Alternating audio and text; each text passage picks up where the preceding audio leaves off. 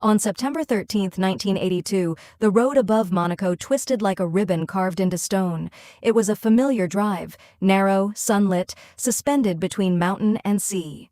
Inside a Rover P6, Princess Grace of Monaco was returning from the countryside with her daughter. No cameras, no ceremony. Just a routine descent toward the principality that had become her adopted home. Minutes later, the car veered off the curve at La Turbie. Metal struck rock. The fairy tale fractured against limestone. News did not travel as gossip. It arrived as disbelief. The former Hollywood star who had left cinema for a crown was now in critical condition after a crash in one of Europe's most picturesque enclaves. Monaco, a place associated with yachts, galas, and choreographed elegance, became a site of sirens and urgency. By the next day, the palace confirmed what the world feared. Princess Grace had died from injuries sustained in the accident. The imagery was almost too stark to process. A real-life princess in a real-life palace, undone not by scandal or intrigue, but by a bend in the road. The contrast was brutal. How does a story that began with flashbulbs and cathedral bells end on an unguarded mountain curve? Speculation began immediately. Reports mentioned a possible stroke. Questions surfaced about who was driving at the exact moment of impact. Details were sparse, and in their absence, imagination rushed in. Yet beyond rumor was something more unsettling, the collapse of a narrative the world had accepted without question. Grace Kelly had been the American who married into royalty, the embodiment of poised reinvention. Her life seemed scripted, structured, serene. But mountains do not respect scripts, roads do not honor myth. On that September afternoon, the distance between fantasy and physics narrowed to a single misjudged turn. To understand how a Hollywood legend became a royal symbol, and how that symbol met such an ordinary force, we must go back to before Monaco, before the crown, before she was called princess at all. Long before Monaco, before cathedral bells and diplomatic receptions, she was Grace Patricia Kelly of Philadelphia. Born in 1929 into a prominent Irish-American family, Grace grew up in a household that valued discipline and achievement above display. Her father, John B. Kelly Sr., was an Olympic gold medalist turned successful businessman. Her mother had been a model and athlete. Success was not romanticized in the Kelly household, it was expected. Yet Grace, often described as reserved and observant, did not fit the image of the loud achiever. She was composed, measured, and intensely private. Beneath the quiet exterior, however, was a will that rarely bent once formed. At school, she gravitated toward performance not for attention, but for transformation. Acting offered something subtle yet powerful: control. On stage, emotions were structured, dialogue rehearsed, lighting predictable. Unlike social spaces, performance had boundaries. After studying at the American Academy of Dramatic Arts in New York, she began working in television and modeling to support herself. Early reviews noted her unusual presence, not flamboyant, but magnetic. Directors observed her stillness. She did not fill space with movement, she held it with restraint. In an industry that often rewarded overt drama, Grace's cool precision became her signature. Hollywood in the early 1950s was a system built on image management. Studios crafted personas as carefully as costumes. Grace entered that world already understanding presentation. She dressed impeccably, spoke carefully, and avoided public missteps. Her breakthrough roles showcased a duality, apparent fragility paired with underlying steel. In films like High Noon and later in collaborations with Alfred Hitchcock, she embodied elegance laced with tension. The camera loved her symmetry. Audiences sensed something guarded behind it. She was not simply beautiful, she was controlled. And control, in Hollywood, is power. By the mid-1950s, Grace Kelly had secured something rare: critical respect and box office appeal. An Academy Award for The Country Girl confirmed her legitimacy. She was at the height of her craft, ascending steadily in an industry that rewards momentum. No one watching her career unfold could have predicted that she would walk away from it. Yet even at her peak, Grace seemed aware that identity could be redefined. She had learned early that composure was armor, and armor can be removed, or exchanged, when the circumstances demand it. By the mid-1950s, Princess Grace of Monaco, then still Grace Kelly, had become something rare in Hollywood, a woman both luminous and untouchable. She wasn't marketed as scandalous or rebellious. She was precision, poise, Composure under pressure. Directors quickly realized her strength was not in melodrama but in restraint. When she appeared on screen, silence felt intentional. Every pause suggested intelligence behind the surface. She didn't beg for the camera leaned toward her. Her collaborations with Alfred Hitchcock defined this aura. In Dial M for Murder, Rear Window, and To Catch a Thief, Grace embodied elegance threaded with quiet tension. Hitchcock famously described her as a snow-covered volcano. That contradiction became her brand. She could appear icy, yet suggest fire beneath. Audiences projected mystery onto her because she never overshared. In an era of studio gossip columns and manufactured romance headlines, Grace maintained distance. Even her beauty felt sculpted: clean lines, calm gaze, immaculate wardrobe. Fashion designers adored her.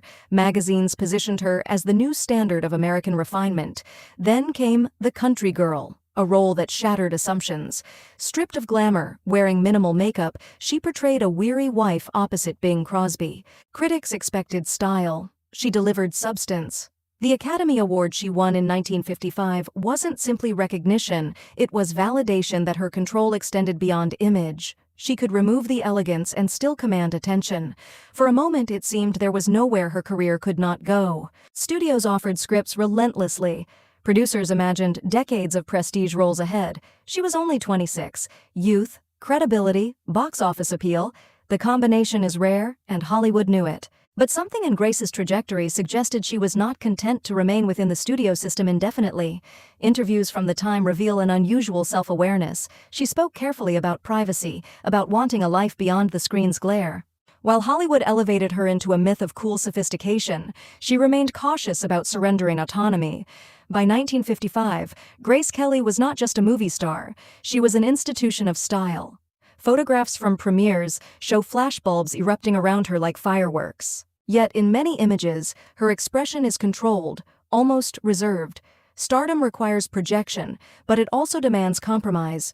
And while she mastered projection flawlessly, compromise was something she evaluated on her own terms. At the peak of cinematic dominance, when the industry assumed her ascent would continue uninterrupted, Grace Kelly was already standing at the threshold of an entirely different script, one no director in Hollywood had written. In 1955, during the Cannes Film Festival, Grace Kelly met Prince Rainier III.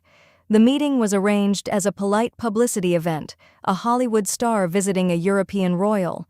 It was not scripted as destiny. Yet, within months, what began as diplomatic courtesy evolved into a courtship that captivated global headlines. For Monaco, a small principality seeking stability and international prestige, the possibility of marrying a major American actress was transformative. For Grace, it represented something else entirely, a redefinition of self. When their engagement was announced in early 1956, the reaction bordered on disbelief. Hollywood's rising Oscar-winning star was leaving at the height of her career to marry into royalty. Studios scrambled. Contracts dissolved. Scripts were reassigned. To the public, the story felt mythic, Cinderella transposed into Technicolor reality. The wedding in April 1956 was broadcast to millions worldwide, watched as though it were a film premiere with cathedral bells instead of studio fanfare. Her gown, designed by Helen Rose, became iconic overnight.